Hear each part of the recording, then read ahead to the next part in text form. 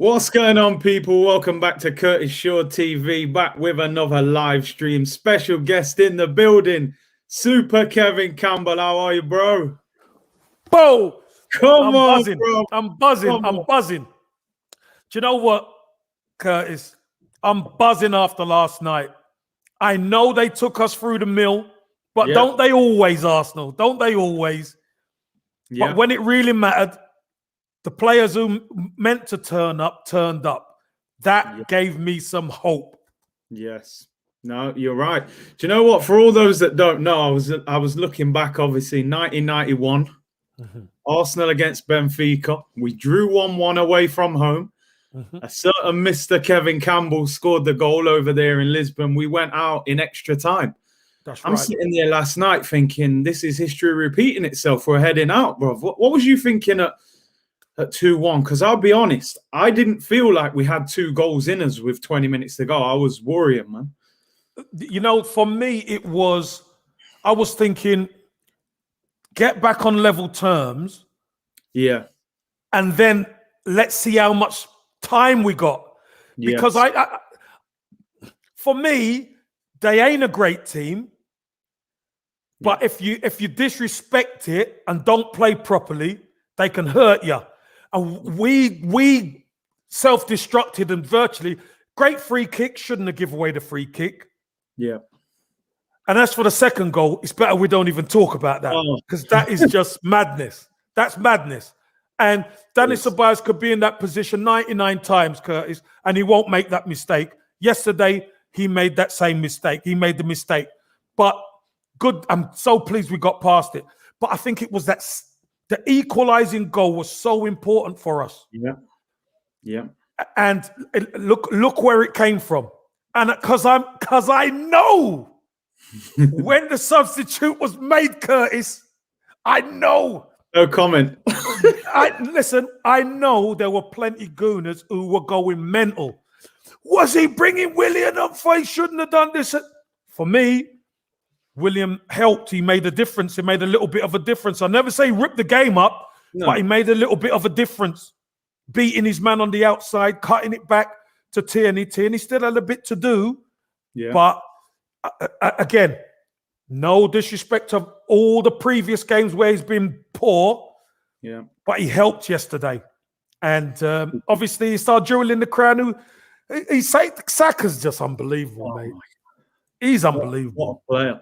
Just touching on the Willian situation there, because Arteta said in the press conference, they said, why did you bring Willian on ahead of Pepe and Martinelli? And he said he felt it was very tight.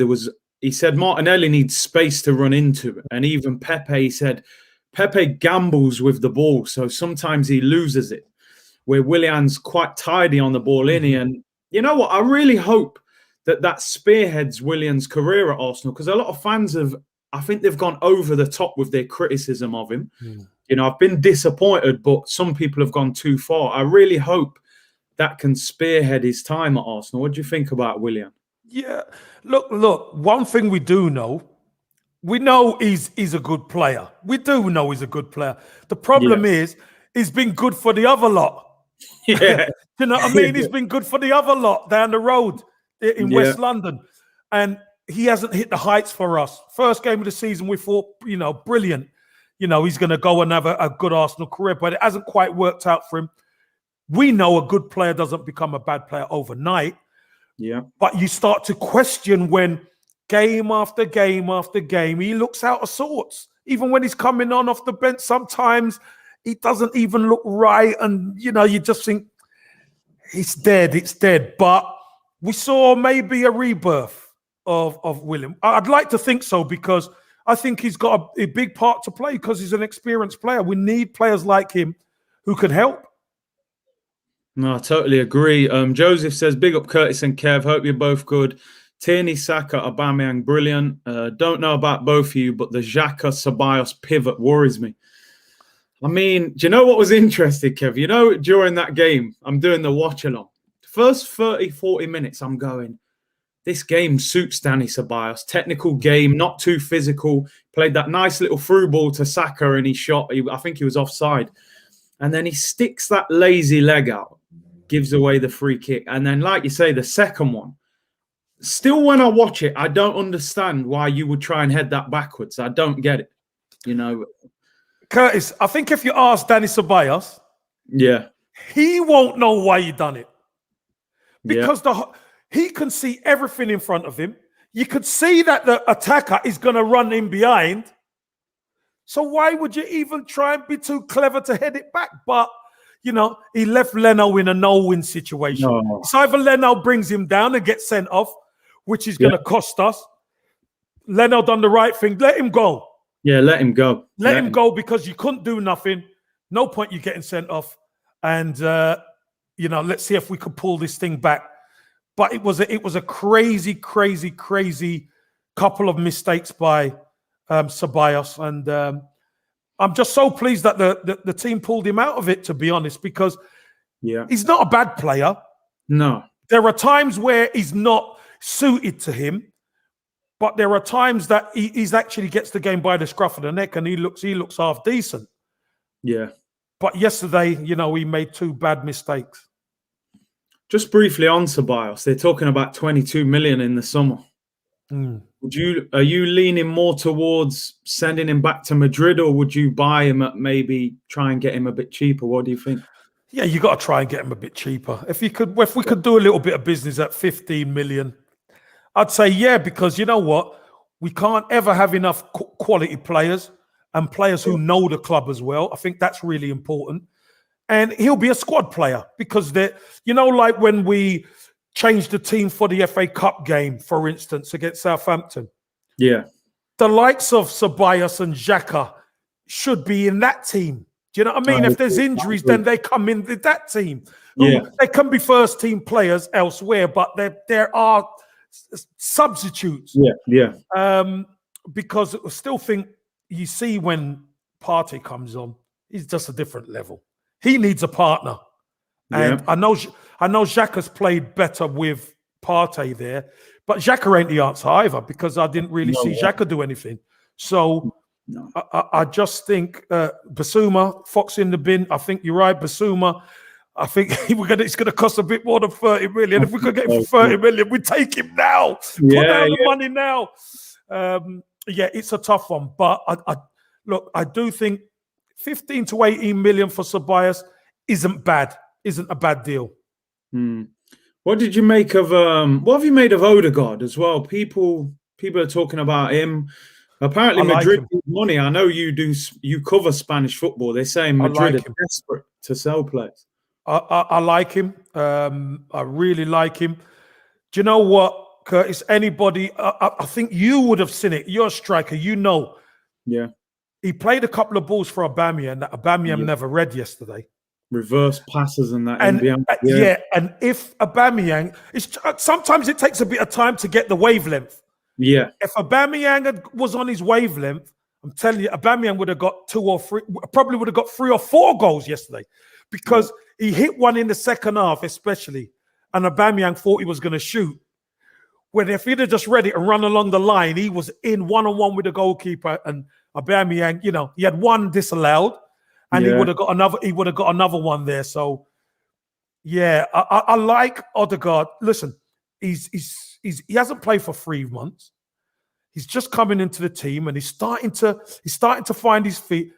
He plays the game easy. If you notice, he's easy on the eye. He's a nice passer. He passes it, and when he's around the box, he needs runners, because once he's got runners around the box, he will find them. I look at him and I think, you know what? With movement around him, when he gets to understand our team a little bit more, I think there's a serious player there. As someone's saying there, his IQ, his footballing IQ looks very high to me. Yeah. He just needs movement. Real Madrid don't sign bad players. Yeah, they don't sign bad ones. I'm telling you, they don't. The funny thing was, I remember you saying on a show, I think last season, where you said about Ødegaard, because I know he was having a great season for Sociedad, and I remember you mentioning him then. Incredible. Listen, when you see him at Real Sociedad, where he had runners everywhere, oh my goodness. But I think I truthfully think that is the next step for Arteta. He needs runners, and he needs speed, and he needs to be able to. If we had played with tempo and we had more speed, we'd have killed Benfica yesterday, because one ball would have beat the whole of the defense. But the problem is we're reluctant to play it. We're reluctant to play through the lines until Partey comes on. Then we start to shift it really quick. Yeah. Kev, I'm watching Benfica yesterday. I'm thinking you've got Otamendi and Vertonghen in the back three. Mm-hmm. They're almost on the halfway line. I mean, you're a striker. You're thinking, I can go to work here, bro. One ball, one run, I'm in. And I'm like, why are we struggling to open this team up? I don't get it. Do you know why, Curtis? And it's sometimes it's a major problem when you play against a team that you feel superior to. Yeah. You take another touch. You take the extra touch. Because look at me, I look good. Midfield, boom.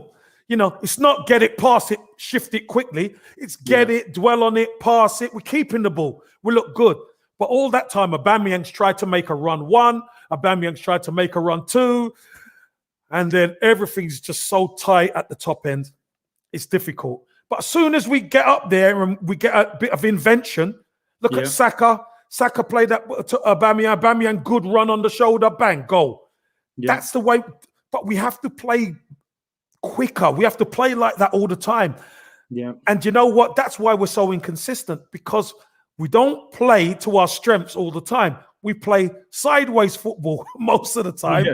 Yeah. And then all of a sudden, when we come on in problems, we then start to play properly. It's crazy. It's mad. Let me just read these two out quick. Gio, a big AC Milan fan. Curtis, we got United, the toughest draw. We're not in good form. We haven't won in 3 weeks. Kevin, why isn't Martinelli playing? I honestly think, that is a tough draw, Gio. Yeah. But, you know, it's Zlatan's going to want to prove a point, isn't he? Yeah. You know that he's going to want to prove a point, and it's going to be a tough. I expect United to go through, but it's still a great tie. And I think Martinelli the manager's being cautious with him, because if you remember, every time he's come in for games, and every time there's been a scare at the end of it after playing too much football. And at the end of the day, what is the rush? They need him playing, training. They need him training, build up that resistance, and then maybe he's going to get games. I think he'll be involved against Leicester. Yeah. On Sunday. I really do. Because I think there's going to be space. Do you see Martinelli becoming a striker? Probably eventually, yes. Yeah. But I think at the moment, no. Being back to goal, he'll get battered. He will get battered, and centre halves will rub their hands together to give him a couple of digs from behind. You know what I mean? To slow him down. They'll bust him up, man. They'll bust him up. Yeah. It's relentless. Nelson said slow sidewards, backward against the high line with a slow centre back. Pace on the bench, high crosses into Giroud, who left 3 years ago. Arteta worries me. Do you know the thing, Kev? With 3 minutes to go, and you know me, I'm not quite the biggest fan of Arteta yet. I'm saying he's got to go. I can't believe we've been knocked out to this team. All of a sudden, Aubameyang scores, and it all calms down. And you're eating a big chunk of that humble pie, ain't you, Curtis? I don't mind, Kev. I know you don't mind. I know you don't mind. I know you don't mind. But you see, again, people are talking about Saka going to right back. Saka gone to right back? Why has he gone? Why has he done that? Why don't he do this? Everybody's experts, Curtis. But he's put Saka there because he knows at times we're going to have to flood the box. Yeah. And we're not going to do well putting crosses in with the right foot. The check ball and putting cross in, that's how we're gonna probably get on the end of it. And it took it to the last knock-ins. Look at that. Virtually the last knock-in, Saka produces. Listen, we don't really score headers. No, and Aubameyang comes up with a header. You can't write this stuff. You just can't write it, can you, Kev? Honestly, this football. I woke up this morning, Kev. I felt like I played 90 minutes. Like my body was aching. I felt like I was over. You know and you're drained. And you're drained. Bro, I'm telling you. This football club, man, they wind us up, but we love them, you know. I'm quickly going to go through the player ratings just because I never did it last night. Big up to you and Sophie on the Highbury squad. I've been tuning in, man. Excellent show you're doing over there. Thanks. Leno in goal. I mean, the free kick, he can't do anything about either goal. Really. He had no chance. He had no chance. For what little he had to do, he done it. He done it well. And then he finds himself taking the ball out of his net twice. Yeah. So, you know, look, for me, I'll give him a 6. Yeah. Solely because he didn't really have much to do. No. You know, it was interesting. Our good friend Lee Judges, he was having a big meltdown on AFC. Flip-flop Lee. Flip-flop Lee. He's not here to defend himself. But hey, I've already given it to him today, so don't worry about that. Flip-flop Judges, he is. I know he had a meltdown because, and you know what, Curtis? I understand. Listen, our problem is real, man. Do you know what I mean? Our problem is real. You see us going out to a team. We should be taking these guys to the cleaners. We should be, but we're not. Unfortunately, the game ain't played on paper, and we have to find our form to beat these guys. Yeah. Do you know what I mean? We do. We have to find. And I know Lee got a bit frustrated and walked off in a huff, didn't he? Yeah. He said Leno should have stayed in the penalty area, but I don't know, man. You can't really stay on your line there, can you? Yeah, but here's the problem. You see, Curtis, if he goes through, Leno stays back. He goes through and scores. What is everyone's going to say? Why didn't he come out? He should have come out. He should have come out. So you can't win. You know, they say the goalkeeper has to be the sweeper, doesn't he? He has to sweep up behind it. And then you can imagine he does that back flick and then the keeper, I could get there and then he has to come. But as soon as you make that split decision, even if you come and then you start going back, you're done. You're done. So, yeah. I thought Leno did brilliant not to get sent off. I think that would have been more damaging than because he left him, didn't he? Yeah. So give him a 6. Hector Bellerin at right back. I mean, he took him off. Was that tactical or was that because he felt he wasn't performing? What do you think? I don't think Bellerin had particularly a good game. He weren't really challenged at the back defensively, but when he got forward, he didn't really do much. So I'll give him a 5. He was average at best, and I'll give him a 5. I mean, Kev, I look at Hector Bellerin. One thing baffles me about this guy. How can he not cross a ball at 25 years? He's been at Arsenal for 10 years and he cannot cross a ball. Curtis, we're all asking that question. And listen, me particularly, I think if you've got a target man in there, it makes life easy for them. It does. Because you could just hit an area and you're done. Yeah. But if you haven't got that quality to pick people out, Curtis, and he doesn't have that quality unless he's really open where he's getting to the byline and he could just stick balls across. Yeah. I think he struggles, to be honest with you. So, you know, listen, I don't think he's a great right back. I think he's okay. But I think he's just okay at best. So he's not a great right back, and we can get better. Yeah, I think Cedric's better than him. Yeah, no, I think so as well. So we've gone Leno 6, Bellerin 5, because I suppose he wasn't too bad defensively, so he just about gets away with it. Tierney, the other fullback. Listen, man, that guy. Listen, when you think about it, you know when he's not playing and we make do, and then he comes back and you see him. Yeah, he's a driving force, man. He's a driving force. He gets us up that left-hand side and he's non-stop up and down, looking to make tackles, looking to make a difference. He's got that attitude that we love, getting stuck in, never say die. Absolutely brilliant. I'll give Kieran Tierney a 9.5. I'll give him a 9.5. Do you know what it is, Kev? You know, before the goal, I was thinking he's having an okay game. But that goal, I think without that goal, we're out the competition. It's 100%. 100%. He finished that like a striker. Well, Curtis, He still had quite a bit to do when Willian passed him that ball. He still had to chop it and get it on his left foot. But what a finish. And you know what? Once he struck it and it went in, the celebration weren't even yet. It was, come on, let's get back. Let's do it. Do you know what I mean? Love it. Absolutely loved it. Do you know what? Someone sent me a picture. Do you remember when we played Bournemouth and Giroud equalised against Bournemouth? And he ran over to the fans doing all this silly celebration. I'm like, what are you doing? Tierney scored that goal, like you said. No celebration. He's saying, come on, get the ball. Let's go and win this. Let's go back. Yeah. This guy, this is everything that we need at this football club. I love that guy so much. That attitude.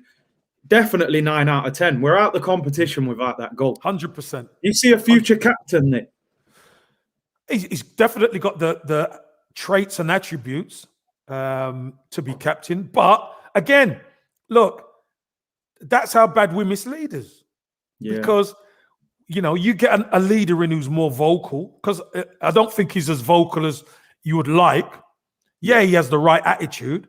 But you bring a guy in who's vocal and who can control people.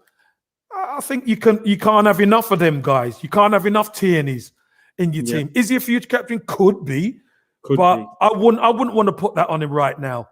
I want him to take care of his fitness and keep playing and keep producing performances like he did. And if he could score more goals like that, we'd be happy. What a player! Love that guy. Gabriel at centre back. Do you know what I give Gabriel? I thought Gabriel sometimes went in after the forwards, which is a good thing, and sometimes got caught out a little bit.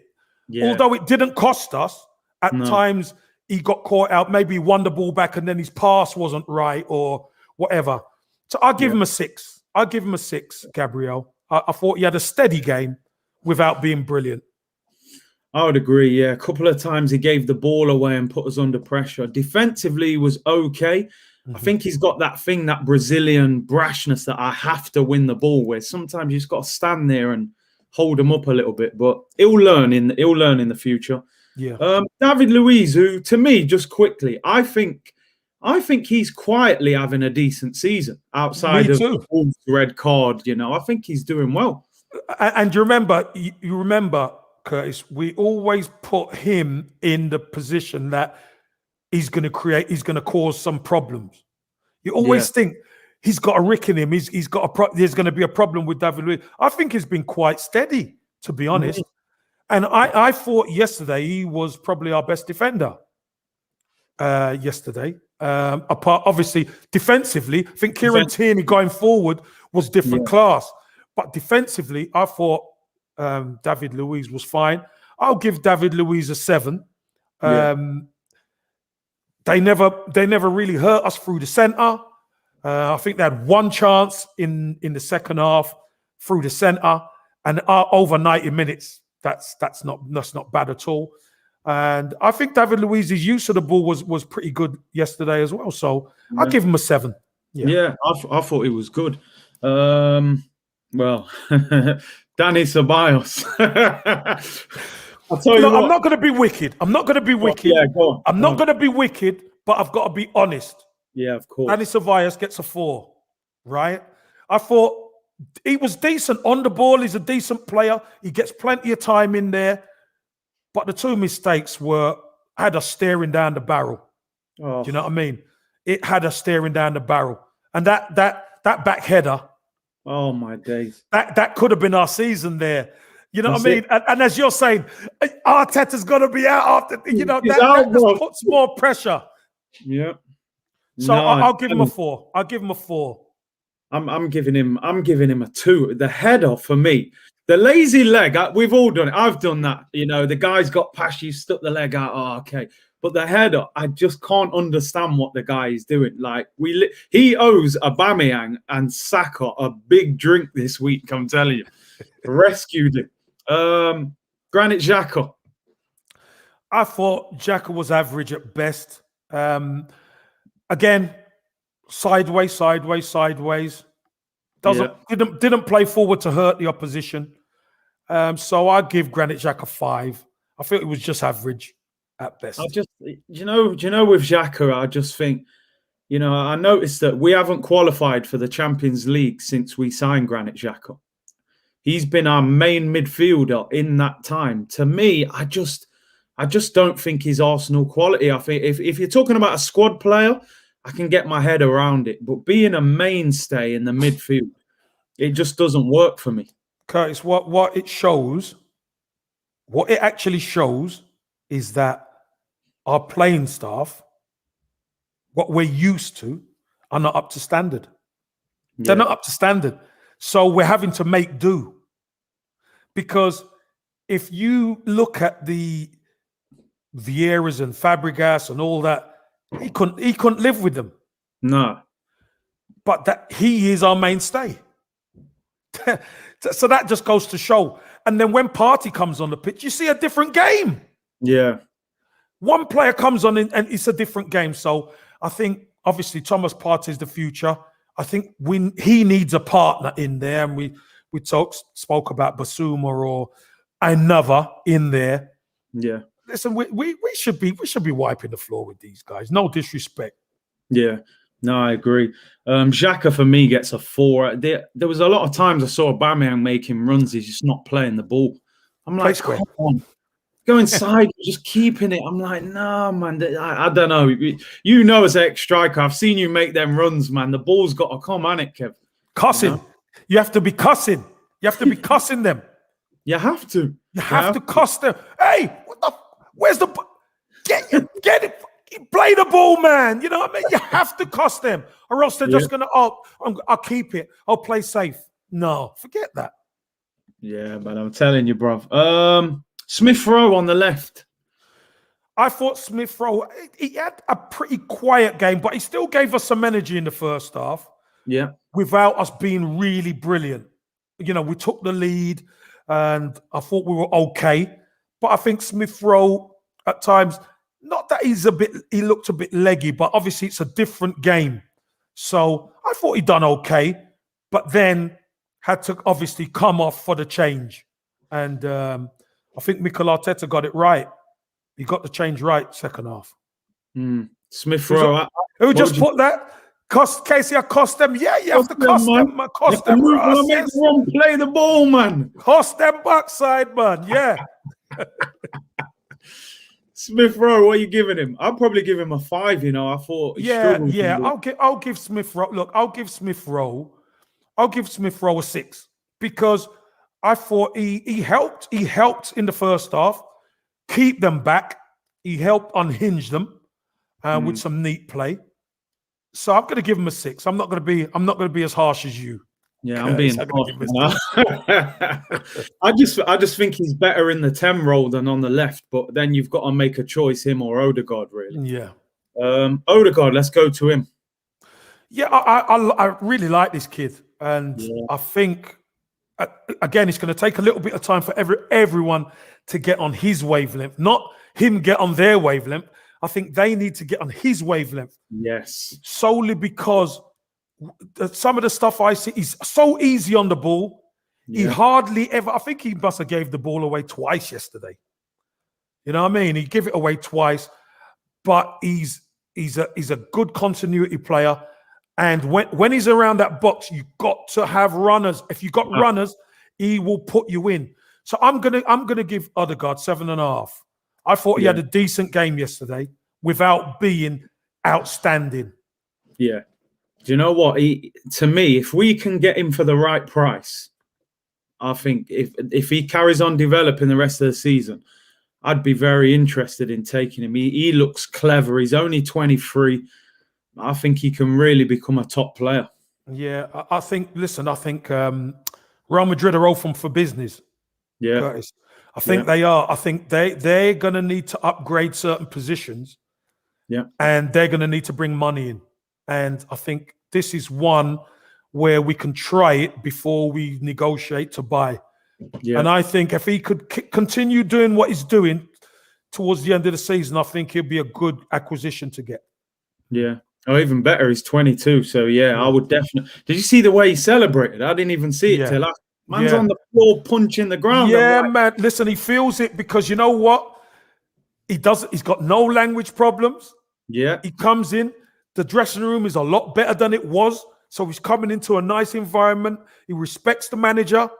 And he's got players now where, listen, I could shine. No wonder he's punching. I was punching the floor. When Aubameyang scored, man, it got me off my chair, man.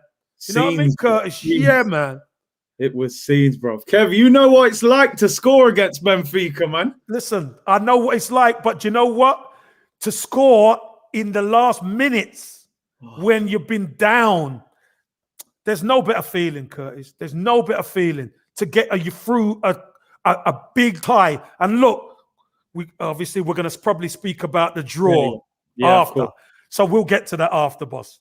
We'll get to that. Bukayo Saka, I mean, 10. Starboard. Just 10. Give it a minute. It's a 10.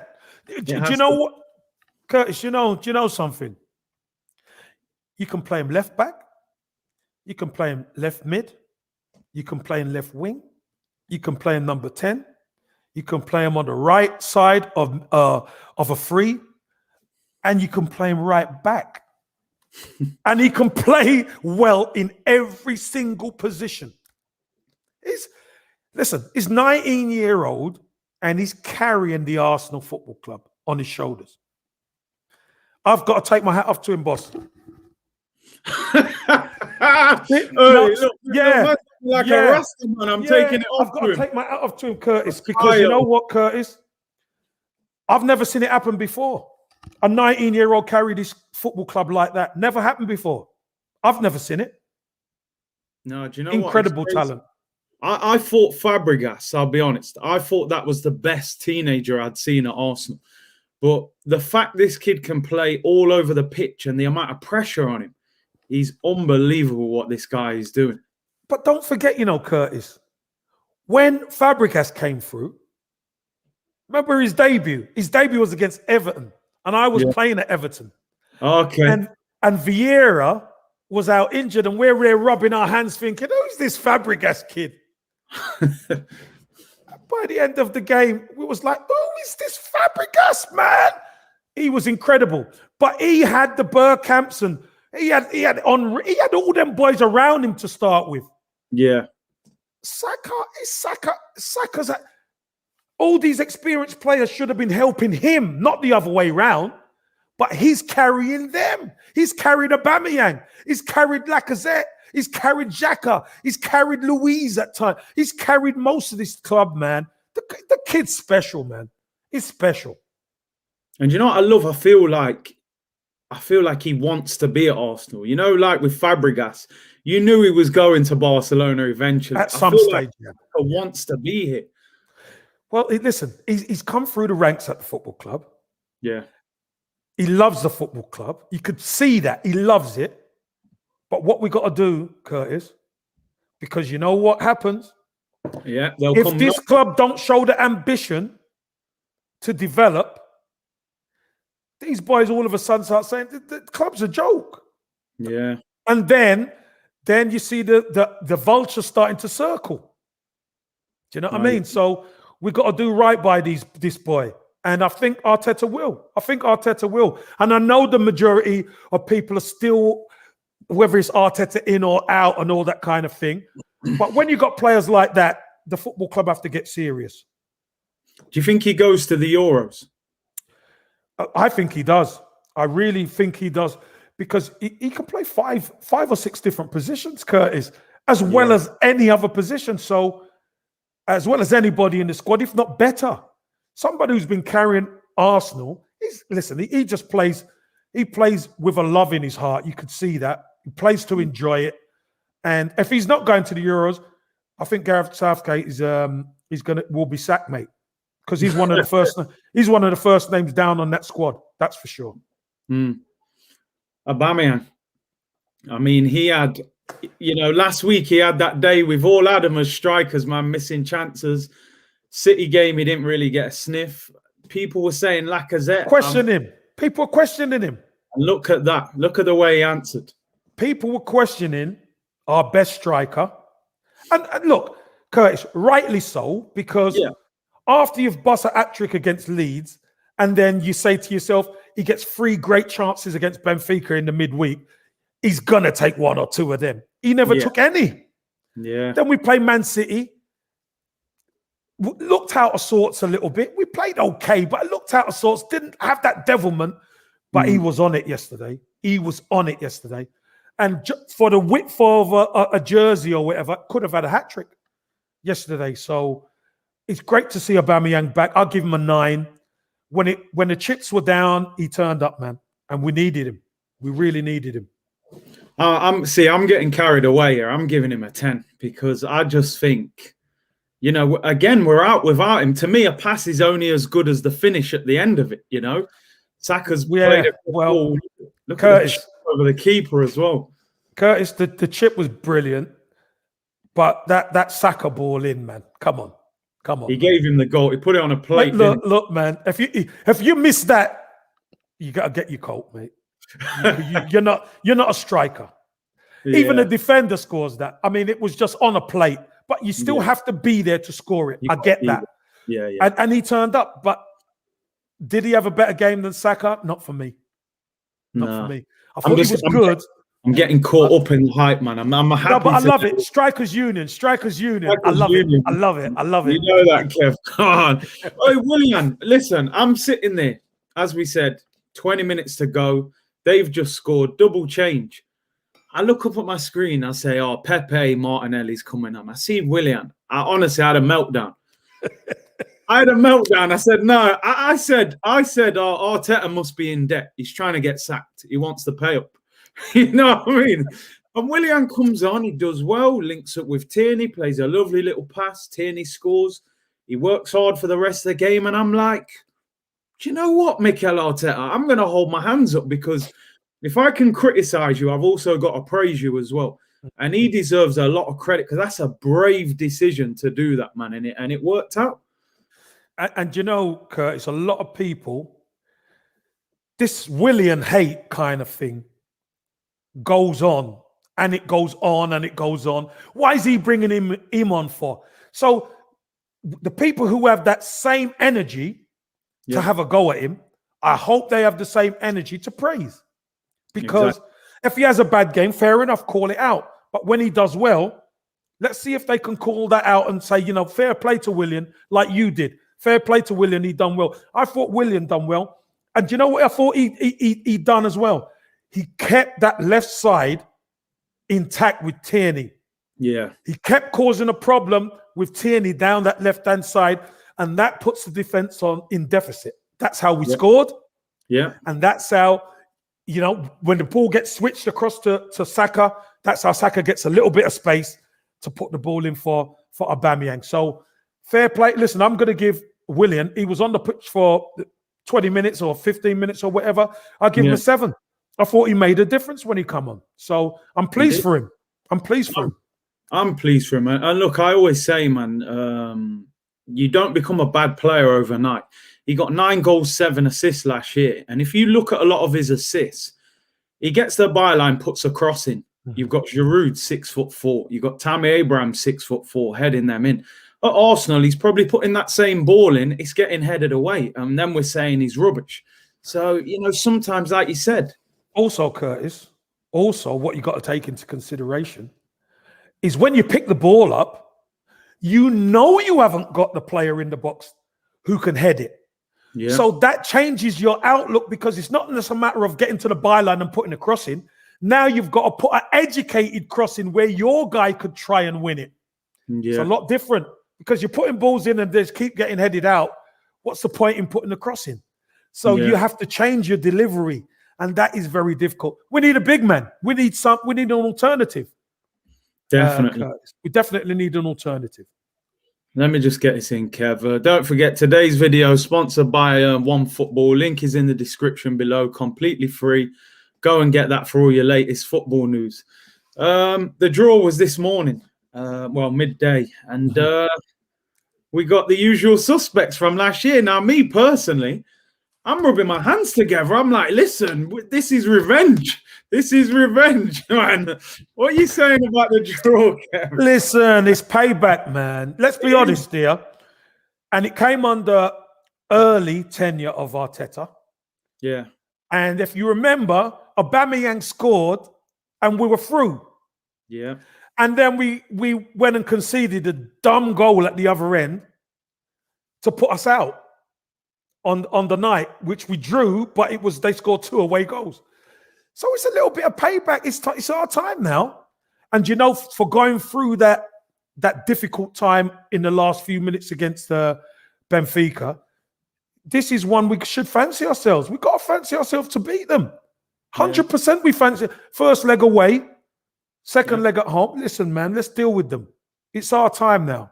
It's our time. And I believe that was their ground we played at last night. Yeah, actually. It was, yeah. And that game against Olympiacos, I was at that game. And even after they scored, if you remember, Aubameyang misses that sitter with 20 seconds to go. Yeah. And I was like, so for me, it's redemption. Aubameyang scores the winner. We go and knock them out. Looking at that draw, I mean, there are some good teams left in the competition. Obviously, Milan, Man United is a good draw for us. Eliminates one. Yeah. That's eliminating one. Am I getting ahead of myself? Can we win this competition? Of course. Look, Napoli got knocked out as well. Napoli would have been one of those other teams who you think, they're a decent side. We knocked them out, obviously, when we got to the final a few years ago. But when you look at some of the teams that are left, you think to yourself, hold on a minute. If we could find a little bit of form and a little bit of consistency, that we've been pretty consistent in this tournament, obviously playing a bit lesser opposition. Benfica was probably the best opposition we played. We beat them. Yeah. But when you look at the teams who are left, you think, okay, you fancy your chances against over 2 legs anyway, for sure. We fancy our chances.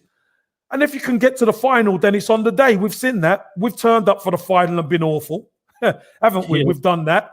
Yeah. And we've turned up for finals previously, obviously under Arteta, and done the business even after going to go down. So I think the key is just grinding through. Keep being in the hat. Keep getting into the next round. And, you go from 16 to 8 to quarters. And then you start to believe. Yeah, I mean, that's it. Joshua said Aubameyang was deadly yesterday. His runs and finishing were different gravy. I thought Arteta was a dead man when he didn't bring on Laka, Pepe or Martinelli.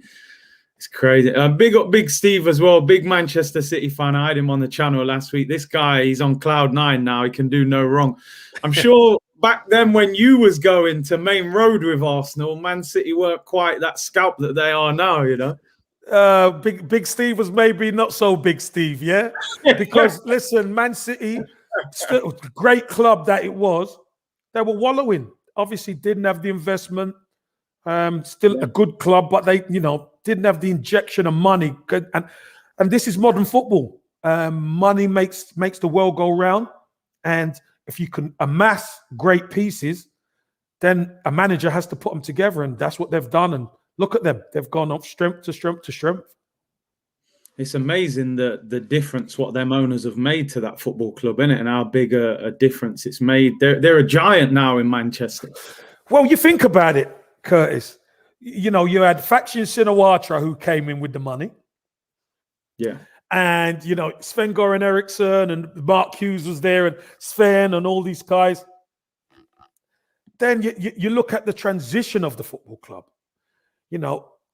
Bringing in Brazilian players, and bringing in other players. And then you bring in Pep. And then first season, if you remember, first season under Pep, they were doing all right. They were doing all right. And then come near the end of the season, they hit the buffers. But Pep knew he needed fullbacks, man. He spent 100 and odd million on fullbacks. It's crazy, isn't it? And you think to yourself, why would he spend all that money on fullbacks? You know why? Because fullbacks are so important and instrumental to how you play as a football team. Because a lot of the build-up is through the fullbacks. A lot of the attacks go through the fullbacks. So if he gets good fullbacks, they're good at keeping the ball, but they can make the difference in the final third. A bit like what you mentioned about Bellerin not making the difference. Yeah. That when they get forward, they have to be able to make the difference and pick the right pass. Yeah, that's it, man. That is it. Oh, rate the sub. So I missed Partey. Partey, yeah. How do you think he did? Eight, man. 8. Is that 8? And I don't even give him the 8 because of how he played per se, Curtis. I give him the 8 because he makes everybody around him better. We picked it up.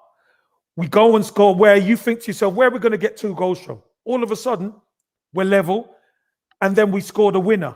And you think, how did we get that? No, because he's on the pitch. If he wasn't on the pitch, I can guarantee you we wouldn't have got through in this game. I could tell you that. Yeah, he brought that stability in the middle of midfield, didn't he? That with the game was kind of being pulled apart. Getting away from us a little bit. Yeah.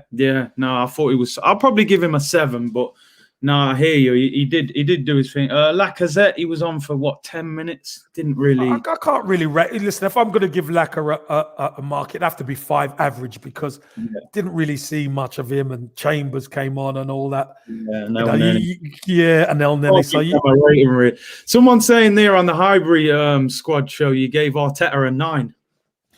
Yeah, I did give Arteta a 9. I thought Arteta got it right, Curtis, and when we really needed him to make a change for the better, and I'm sure the majority thought Pepe and Martinelli, he went with his gut and he got it right.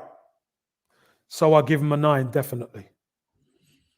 See, I was thinking, I'll tell you my thought process. I was thinking he picked the wrong team and then rescued it. Am I being harsh there? I felt like when their line was that high, I felt we should have had another winger who could run. This is what I was thinking at the start of the game. I felt like he shoehorned Smith Rowe into that team on the left.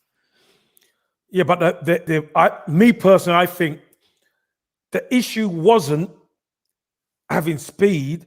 It was having the players to beat what they do. Yeah. Because it's all very well having speed, but if the speed isn't getting good passes, the defense the defense could see it all coming. So you could be as quick as you want. If you don't get good ball, you can't do surplus to requirements. Yeah. Do you know what I mean? So I thought he got it right. It was right. We decided to self-destruct twice. Yeah. And then he had to pull it out the fire again, and he made the right substitutions. Willian would have caused, in many a household, would have caused uproar.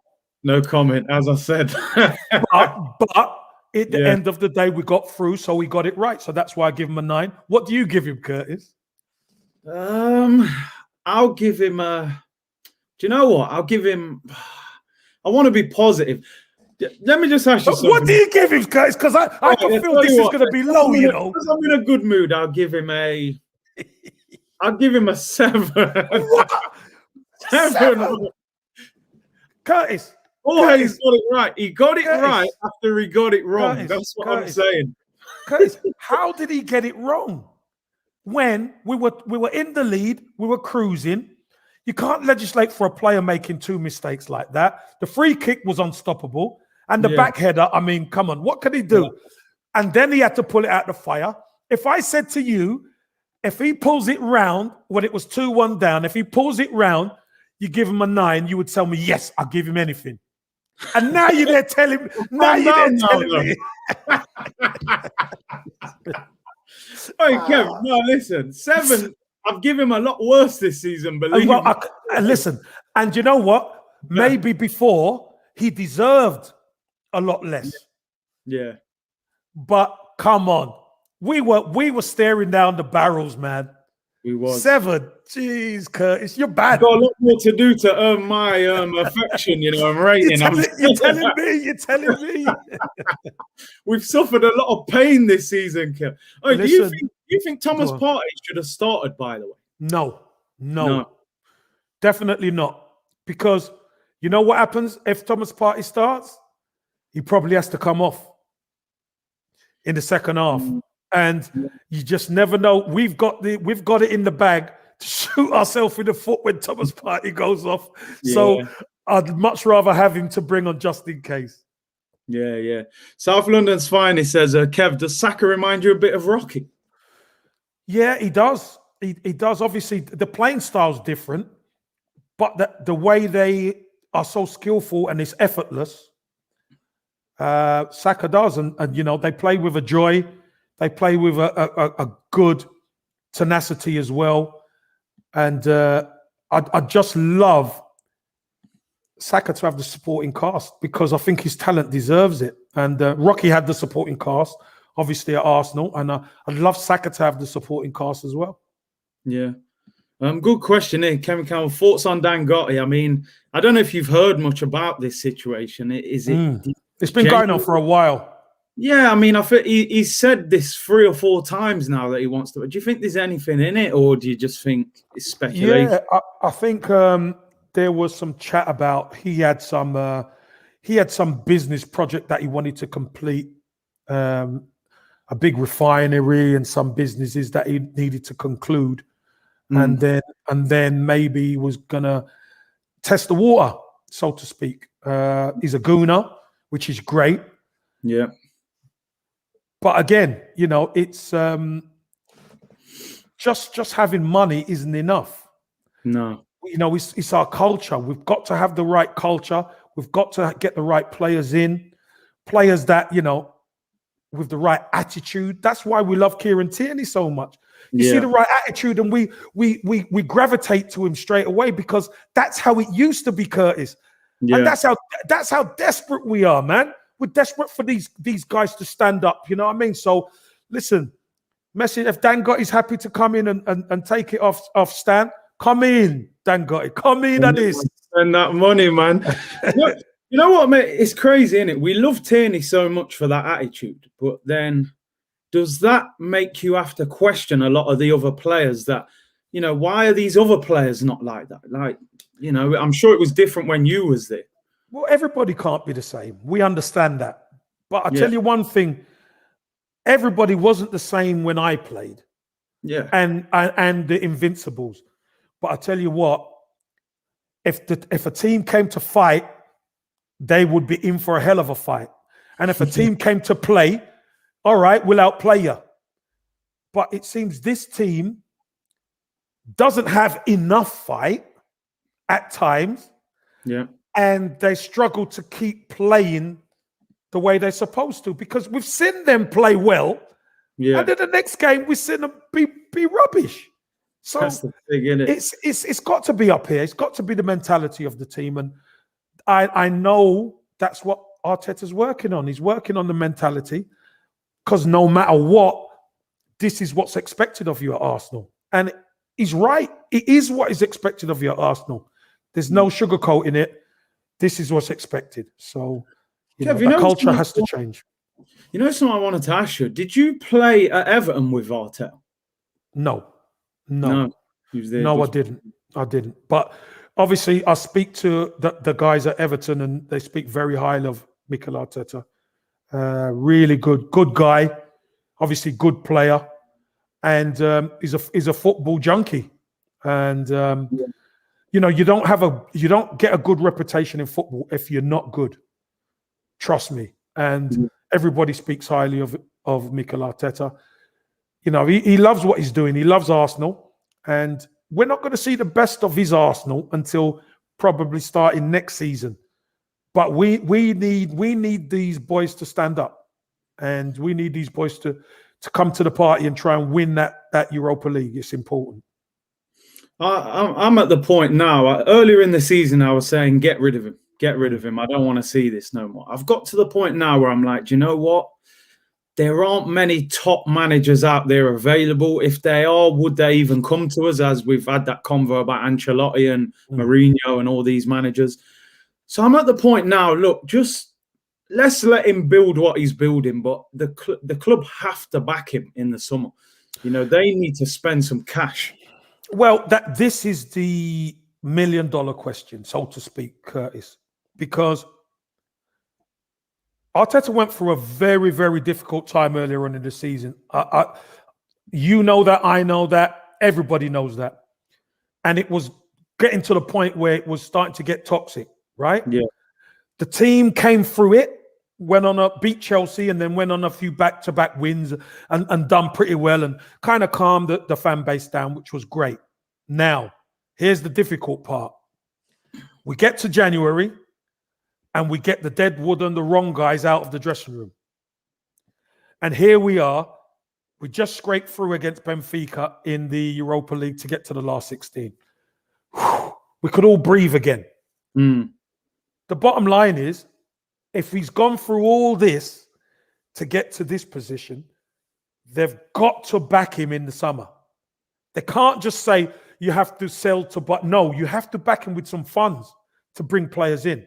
Now, it might not be 200 million like Frank Lampard got, for instance, or anything like that. But he's got to get some money to play with, Curtis. You know what I mean? He's got to get some money to upgrade this team and squad so we're a lot stronger and we have more depth. How much he'll get, I don't know. But I'm sure they're already working on it. Yeah, definitely. Big up Daniel, the blind gooner. He said, afternoon, Curtis and Kevin. Hope you guys are well. How far do you think we can go in the Europa League? Well, I think we just spoke about that. I think we can we win it? Of course we can win it. We're one of the biggest teams left in the competition. Yeah. Our problem is what Arsenal's going to turn up. You know, you look at some of our performances, we can blow anybody away. But just on the flip side, anybody could beat us if we're not at the races.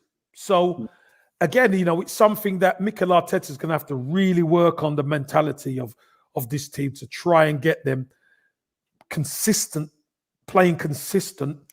Now we're coming down to the back end of the season, which is where it matters. This is where we want to be hitting some form now. Over 1,100 of you in the chat. Make sure you hit the subscribe button, like this video. Big up Kev for coming through. Jashar said, fellas, I truly believe that Arteta selects Bellerin and Xhaka for their on-field leadership, as the team lacks leaders apart from Luiz and Tierney. What's your thoughts on that? With because Bellerin and Xhaka are getting a lot of criticism at the moment. Yeah, look, I think there's a trust between Bellerin and Arteta and Xhaka and Arteta. And if we're honest, I've seen Xhaka play some of his better games with Thomas Partey. Yeah. You know, I've seen Xhaka play forward, which shocked me, against Southampton in the league, where he played Pepe in. It shocked me. I was like, whoa. You know, that doesn't say much about him, does it? You know what I mean? No, but the fact of the matter is, Curtis, he done it when Partey's there, because they don't play. If you notice, when Partey's there, they don't play side by side. They stagger it. Xhaka could afford to go a bit forward because Partey will give him the ball. So when he turns, that's all he's got, because normally he sits back and he keeps it there. But he played it forward. Listen, we need a revamp in that midfield. Partey needs a partner. Yeah, we do know that. But Bellerin and Xhaka, listen, I just think Arteta has to try and use what he's inherited. I think he's going to keep rotating the squad. But I think until he gets the people in who he needs to, we're going to see more rotation, which is going to frustrate many fans. Looking at the summer, I think we're going to have to sell a few players and raise a few funds as well. If you're looking at players like Bellerin, Xhaka, El Neni, Chambers, Lacazette, you've got a decision, 1 year left on his contract. Pepe, I mean, 72 million doesn't seem to be in favour with Mikel Arteta. Are we gonna have to sell some of these guys and try and get some money in? Well, I think Mikel Arteta has to move some of these guys on. If he's gonna bring in the type of player that I think he's gonna bring in, who are sharp, fast-moving players who like to play two-touch football and want to threaten in behind opposition, as well as be good on the ball in and around the box, then he's gonna have to move and shake. He's gonna have to get rid of some, and he's gonna have to be ruthless. And I don't think for 1 minute Mikel Arteta is sentimental about it. I think he will make the tough decisions. Yeah. And whoever he thinks is surplus to requirements will be out this summer, because he knows he won't stand for another season like this. And we're not even at the end. No matter where we finish now, he's not going to stand for another season like this. It's the Arsenal. Just interesting here. George said Arteta needs to stop tweaking. Do you think Arteta stamped his authority on this team yet? Do we really know what his playing style is? Do we know what his best 11 is? Or is a lot of it down to the fact that the players aren't good enough yet for him to do that? I think that when I say the players aren't good enough, I think we've seen snapshots of what Arteta wants. Against Southampton away, against Wolves, we've seen what it looks like, and it's exciting. Our problem is, and what I think the reason why, just for everybody in chat, the reason why we say they're not good enough, on paper, yes, they're good enough, but they're not good enough because they're not consistent. They don't do it week in, week out, so you can rely on it. They would do it against the Wolves for 40 minutes. And then you don't see it again for another 4 weeks. And then it comes up, that's not good enough. We need to see it. We need to see it 5 out of every 6. If we can see it 5 out of every 6, we're getting somewhere. But the problem is we don't. The consistency isn't there. His philosophy, he wants to press, he wants to play through the lines, and he wants to hurt teams using speed and directness. We've seen it. Unfortunately, we haven't seen the team adapt it quick enough consistently. That's our problem. Yeah, no, you're right. Big up Forever Football with Franny Green. Go and check out his channel. Let's get him to 100 subscribers today. New channel. He's a former pro as well, Kev. He was at Peterborough United. Good player as well. Big up the opinionated Gooner. He said, do you guys think as fans and former football players at the club as well as staff should protest to get the Kroenkes out? I can't trust them to financially help us. We as fans can't do it alone. I mean, we did speak about that this last time he was on the show. Can the fans apply pressure to the Kroenkes, or do you think there's a lot the fans can do? Well, let's put it this way. We could moan, we could protest. There was loads of different things going on in the summer. We care. Do you remember that? Loads of us got involved in all that because we care about the football club. Yeah. And at the end of the day, these guys are the owner's a billionaire, multi-billionaire, doesn't need to listen to anybody, right? But they heard us. That's why his son came out and said, be very excited and all this kind of stuff. Which people could say, oh, it was just flannel. But the key is, Curtis, the key is this. They heard us. Yes. You know what I mean? They heard us. So trust me, if they're not watching it, they have people who are reporting back to them. They're watching all these channels. Trust me, they're watching us and they're watching what we're saying. And fair enough, there was a difficult time for Mikel Arteta, but now we're going somewhere. I think everybody or most would say, okay, let's see how he gets backed. Because if he doesn't have his players, let him get his players, and then we'll see next season. So I think, come on, guys, owners and board. You brought him in. He's a novice, so to speak. He done well winning the trophy at the back end of last season. But now we've got to get serious. Let's get that focus back into the football club of all of us moving in the right direction. Because you know what? If Arsenal are winning, these fan channels are so beautiful, man. Curtis said they when we're winning, these fan channels are a dream. Do you know what I mean? That stream last night, right? I was shattered, but I look back and I thought that's as good as it gets in terms of without being in the stadium as such. I thought that is just what makes football, man. Emotional roller coaster, but to finish on that high and win the game, it's no better feeling, is it? No, there is no better feeling. And you know what? There's a saying: winning cures all. You could have had the worst day, Curtis, and when Arsenal win, it brings the sunshine out, makes you feel better. That's it, man. Alfred said if Partey makes players around him better, save money on Basuma and put Guendouzi next to him. Use that money to buy Ødegaard. Guendouzi is career at Arsenal is kaput. As far as I'm concerned, kaput. What? He's done, man. He's done. See, I'm surprised you said that. No, he's done, man. Listen, Mikel Arteta gave him the opportunity at the start of the season to toe the line. Yeah. Didn't want to know. So he said, all right, no problem. I'll loan you out. And now on loan, he's on the bench. Wow. So his career at Arsenal's done. I thought he might have looked at Guendouzi and thought, you know what? You're a bit young, brash, maybe a year on loan, grow up a bit. I see he's had a kid this year as well. I thought maybe that will mature him a little bit. Maybe he'd have a chance to come back, but you think he'll be gone in the summer? Yeah, I do. And here's the reason why, Curtis. I just think Mikel Arteta hasn't got time to try and turn players around to his way of thinking.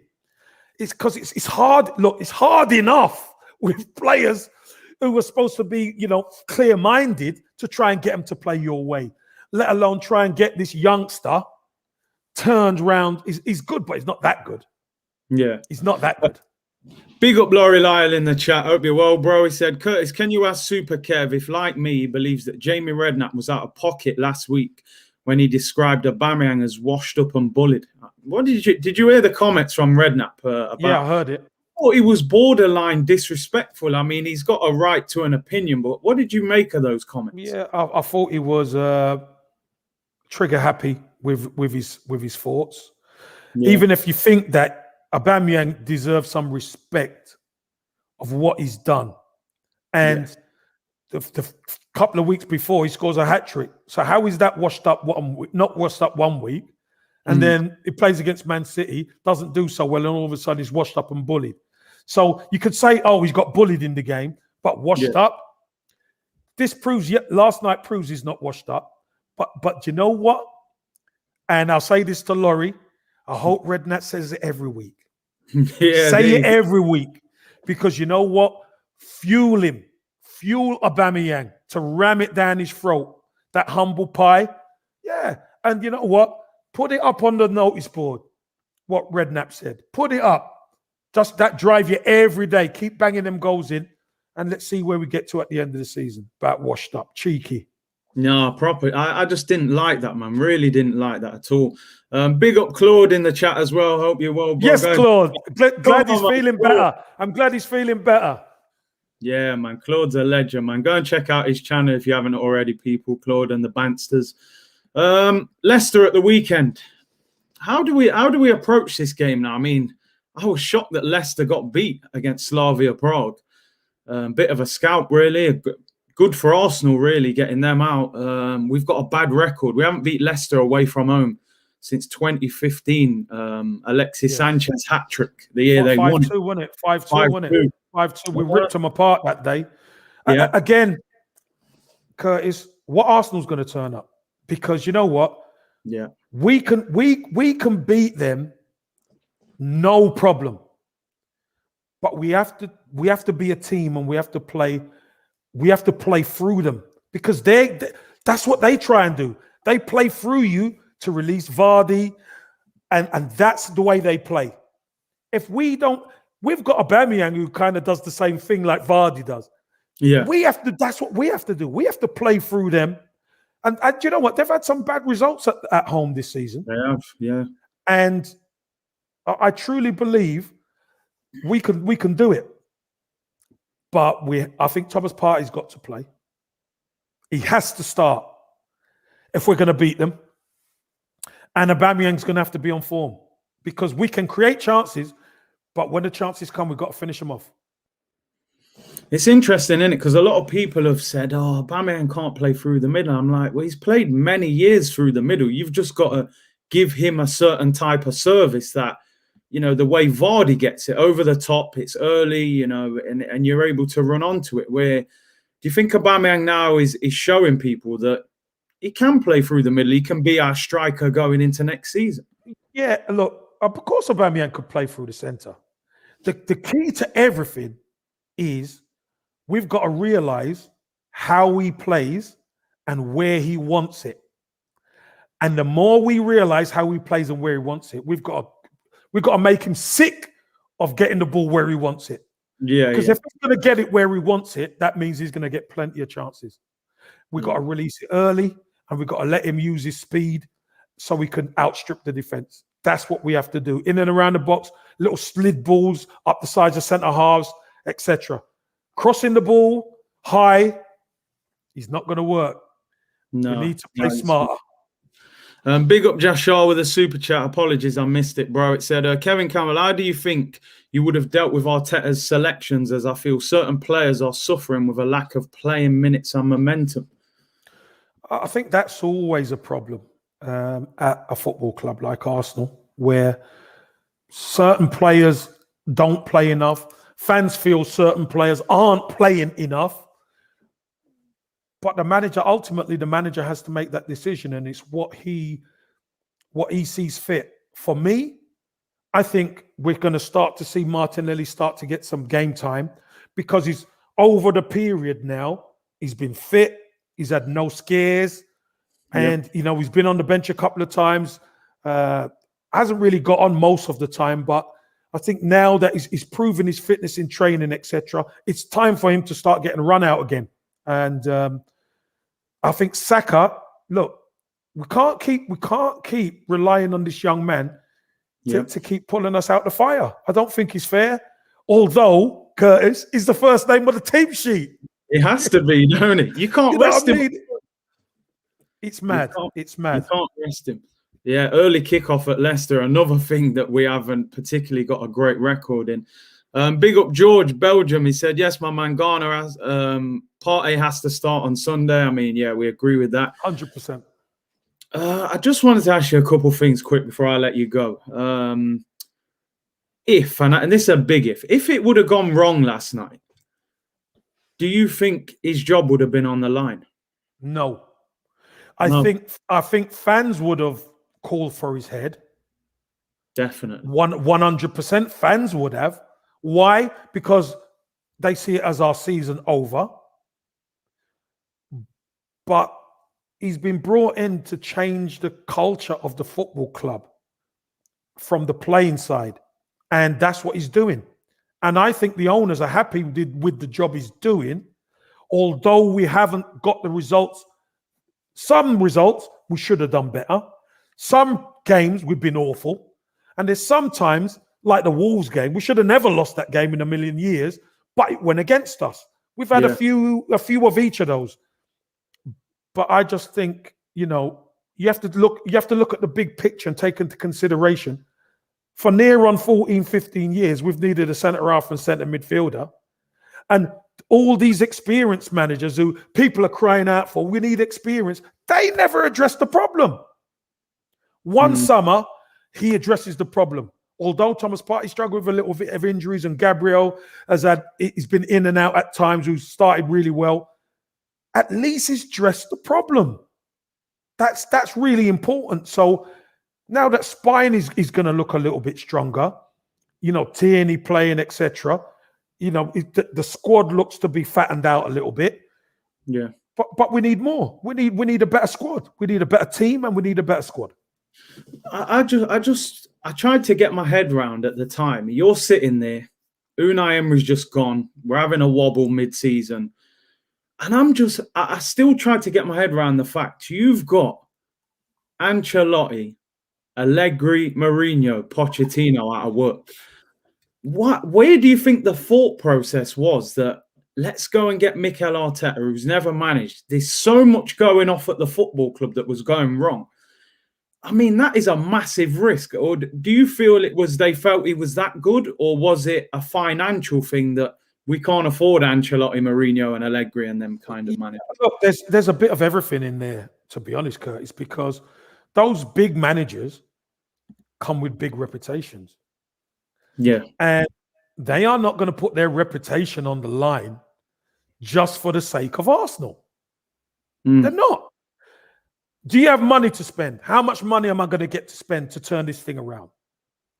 Stan Kroenke said, no, well, you've got to get Ozil out, and you've got to sell the tracksuits, and you've got to sell some burgers. You've got to sell some burgers on Avenue Road, and then you might be able to get one in. These managers are not going to do it. They're not going to take that risk. So then that limits who you can actually get.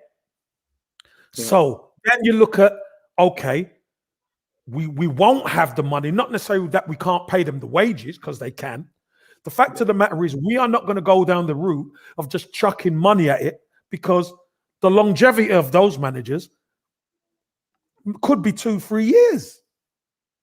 And then you're looking to get another one in, and then you're going to have to get another chunk of 200-300 million. It's sometimes that's the worst case to go down. So you look at, right, who do we get in? We know that the dressing room's a bit toxic. We know that the playing staff are so up and down. Who do we get in to make them consistent or to turn this ship around? We need somebody who's been in the dressing room. We need somebody who knows Arsenal Football Club. There's Mikel Arteta at Man City who's making a massive difference behind the scenes with Pep. Yeah. Let's see if we can prize him away. Because you know what, Curtis? Getting some of these managers who are set in their ways won't work at Arsenal, because our dressing room is so disjointed. The club has been, it's a big ship, rudderless ship at the moment. They haven't got time. They haven't got time to corral it and bring it in and clean it up and do all these things. You need energy to do that. You know, you need a young man energy to do that, who's going to relate to them, etc. I think Mikel Arteta's done that.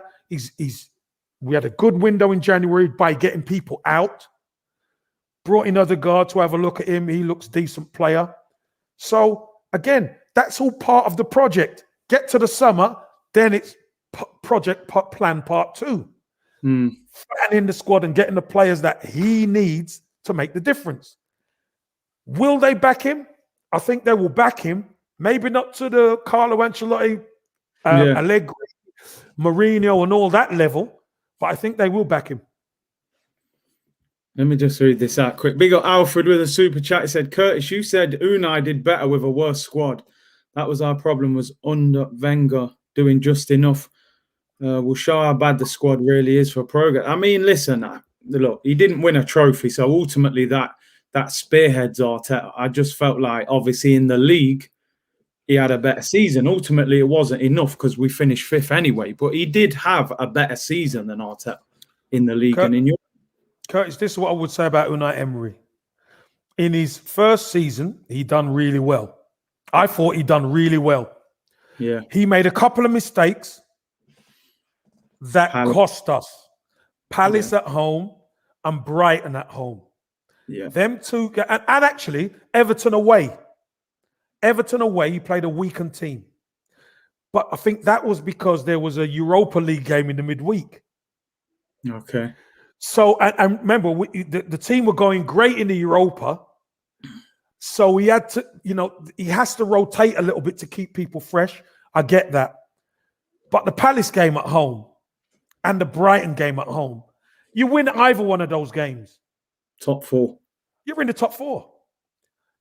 He dropped the ball badly on that. And then, to make matters worse, it all went belly up in the final of the Europa League.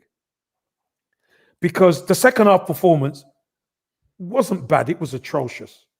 And we saw the rebellion take place with Ozil walking off the pitch and all this kind of thing. And then that kind of continued into the next season, where there was dressing room unrest and all that kind of thing. And remember how it finished? Remember there were 5 captains and Saka throwing his... It was a mess, Curtis. It was a mess. And it went downhill fast. Yeah. No, so that's why he ended up losing his job. Not because he was bad at his job, but because it imploded on him so fast that they had to make a change.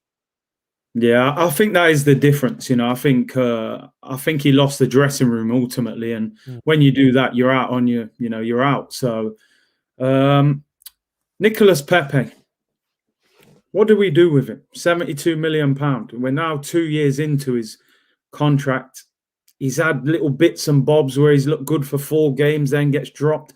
What do we do with him in the summer? Do you know, Curtis?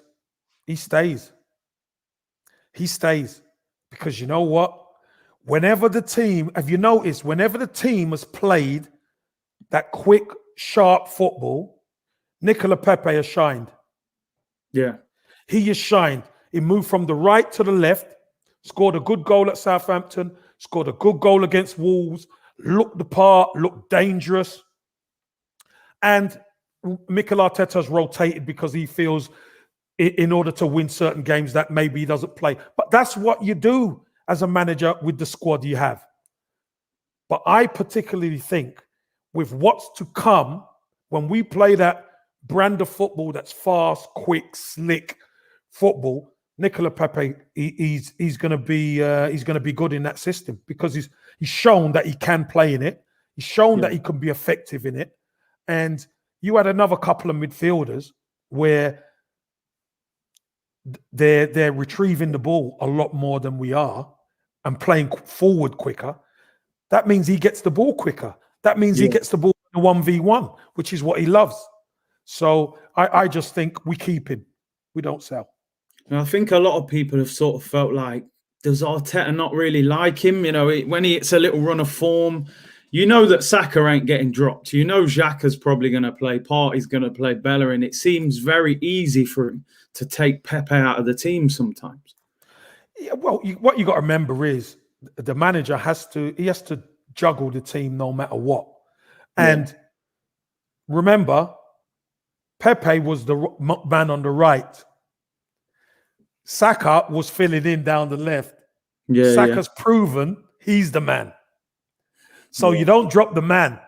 Do you know what I mean? You don't drop the man. So somebody else's minutes has to get cut if you're going to chop and change. Unfortunately, that's just the way it goes. Now, if Pepe's doing great and Saka's doing great, I guarantee you he's not going to drop them. Yeah, I mean, I just felt like going into that Leeds game, I thought he was doing well on the left, Pepe, and then he got dropped, and I thought maybe he's rested him. No, but you see, against Leeds, the way the team played changed a little bit because they know the way Leeds play. So they had to combat that and play and kind of do the same thing to them. So you needed ball players, not dribblers. You needed ball players who can get the ball and release. Release Saka, release Aubameyang, Ødegaard on the ball, etc. Smith Rowe running things. That's why we're 4-0 up. You know, we're 4-0 up cruising. So, you know, he got it right. He did get it right on the day, Big up the opinionated Gunnar again, bro. He said that Europa League final was the players' fault. A lot of those players threw him under the bus, and Arteta is getting away with much worse. I mean, well, I think the final was the players' fault. Let's be honest. Listen, and again, it's always the players' fault. It's always the players' fault because when you cross that white line, Curtis, the manager can't. There's only so much the manager could shout from the side to make a difference. Exactly. If you boys ain't together. And if you boys ain't ready for the adjustments of the opposition and you go down, then obviously it's the players' fault. The manager carries the can, but ultimately, you know, the players have let it down. So, we didn't turn up in the second half. We were atrocious in the second half, weren't we? We were poor. Give me a score prediction for Leicester, Kev. What do you think? I'm gonna be the positive one. I'm gonna go 2-1 Arsenal. I fancy us. I just fancy us to have turned the corner. I thought that was a big result against Benfica. And we should be buoyant. I'll go for 2-1. Kev, they're saying he should be a TV pundit. He is a TV pundit, people. No, listen, 2-1 is it's a regular scoreline. It's like, I think we'll win, but the other team might nick one, you know, Vardy and that. And it could go either way. We know that, don't we? We know it could go either way. Yeah, it's crazy how Vardy sort of said no to us, and then he's got this amazing goal record against us, man. We've got to get hold of him if we're going to win the game, haven't we? But no, Kev, really appreciate you coming on. We're still delighted about last night's win and not a bad draw as well, I think. Well, I think we take the draw, and we fancy our chances over 2 legs against Olympiacos, that's for sure. And we've got unfinished business against them, Curtis. And look, it's always a pleasure coming on to chew the fat with you and to try and help the people in the chat understand what we're going on about, the banter we have. So it's good. It's brilliant. No, Kev's a legend, bro. I appreciate you coming on. Listen, I only reached out to you this morning, and you just come on a few hours later. I really appreciate it, bro. Listen, I've got a busy day. Listen, I'm doing the Highbury squad. Yeah. At 6:30 today. 6:30, and Yeah. then I'm on Talks Radio 5 Live with Darren Fletcher and Jermaine Janus at 8 o'clock. Yeah. 8 o'clock. So, check that out, man. Good I'm stuff. busy, so I've got a busy day. Yeah, so it'll be a good one. Should be a good one tonight. I know both of them, man. Both Nottingham boys, man. Hey, Nottingham Forest against Derby tonight, man. Yeah, big Derby game. So you know what I mean. Forest, you know what you got to do. Sorry, Wayne, you know what you got to do, boys. Mr. Door, come on, they got to win that tonight, people. I'm telling you. Hit the subscribe button, smash a like on the video. Make sure you download the One Football app. Link is in the description. Go and check out Kev's channel, Kevin Campbell. He's still putting out content on there, Kev. Still putting out content, yeah. Go and check that out. But I've just been too busy at the moment. Kev, legend. Big up everyone in the chat. I'll be back tomorrow at 2 p.m.